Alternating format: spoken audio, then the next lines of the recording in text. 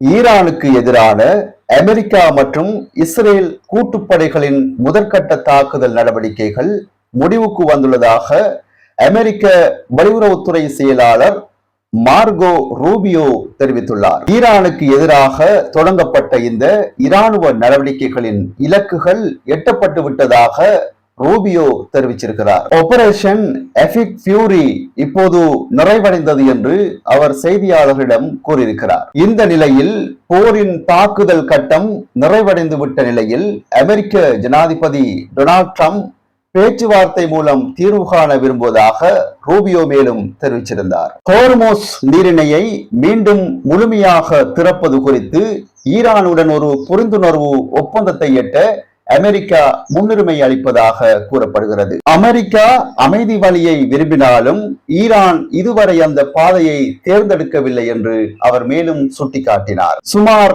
50 நிமிடங்கள் நடைபெற்ற இந்த செய்தியாளர் சந்திப்புடன் அமெரிக்க வெளியுறவுத்துறை செயலாளர் தனது உரையை நிறைவு செய்திருந்தார். அதே நேரத்தில் ஹோர்மோஸ் நீரிணையில் ஏற்பட்ட இராணுவ மோதல்கள் காரணமாக வளைகுடா பிராந்தியத்தில் பெரும் பதற்றம் ஏற்பட்டுள்ளதாகவும் கூறப்படுகிறது. அமெரிக்க படைகள் நடத்தியதாக கூறப்படும் தாக்குதல்களில் 5 பொதுமக்கள் உயிரிழந்திருப்பதாக கூறப்படுகிறது. இந்த தாக்குதலை தொடர்ந்து அப்பகுதியில் சில இடங்கள் தீப்பற்றி எரிந்து வருவதால் வளைகுடா கடல் பகுதியில் பாதுகாப்பு சூழல் கவலைக்கிடமாக மாறியிருப்பதாகவும் கூறப்படுகிறது. தாக்குதலில் பொதுமக்கள் உயிரிழந்திருப்பது அப்பகுதியில் பெரும் சோகத்தையும் அதிர்ச்சியையும் ஏற்படுத்தியிருப்பதாக கூறப்படுகிறது. இதில் அதிர்ச்சி அடைவதற்கு ஏதுமில்லை.